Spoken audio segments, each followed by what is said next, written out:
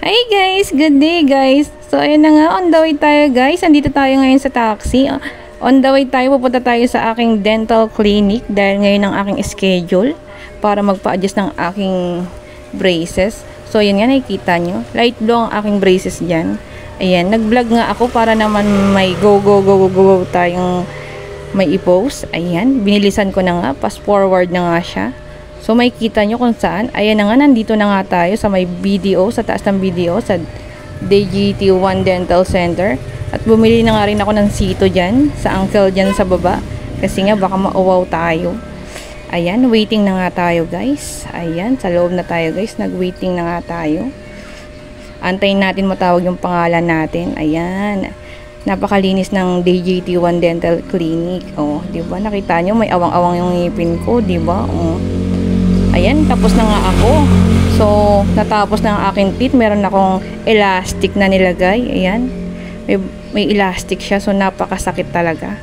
Ayan na nga, may pa-souvenir pang DGT1 Dental Clinic. Thank you. At babalik nga tayo sa June 13. Ayan, ang aking schedule sa adjustment ko. So, thank you sa souvenir. At ayan, nag-aantay na nga tayo niya ng jeep. Dumating na nga yung jeep. O, diba?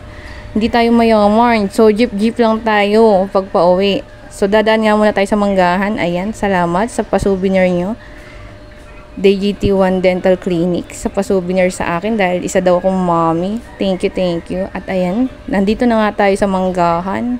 Bumaba nga tayo dito sa Commonwealth Market at may bibilihin ako. At bibili na rin ako ng pasalubong kay Baby Jory para naman ay minsan lang tayo lumabas. Para naman matuwa ang ating Baby Jory dahil mukhang Jollibee yan. Ay, nagmamadali na nga tayo dyan guys. Kasi nga, ng oras na rin, patanghali na rin yan. Kaya, kailangan na natin magmadali. O, diba? Nagmamadali na yung lola nyo. O, diba? Nagmamadali maglakad. O. At bumili na nga rin ako ng mga iba't ibang gusto ko dyan bilhin. Katulad ng mga bago-bago ngayong mga damit-damit na style. Nakita ko nga, ang dami nga dyan. So, ang dami kong bit-bit dyan. At ayan, kinuha ko na nga yung pina-take out ko. Pipila na nga tayo yan kasi pina-take out ko yun. So, babalikan ko lang siya. O, diba? Taray, pagkatapos mag-shopping sa Manggahan, binalikan na agad yung pina-preserve. O. So, ayan na nga, umuwi na nga tayo, guys. Nagpasundo tayo dyan kay Daddy Loves. O, diba? Ayan, kasama pa si Baby Jory. Kasi ang init, bago ka makating sa amin, malayo. So, kailangan mo mag-motor or mag-tricycle. Ayan. Kasama ang ating Baby Jory. So, yun guys. Thank you for watching. Thank you!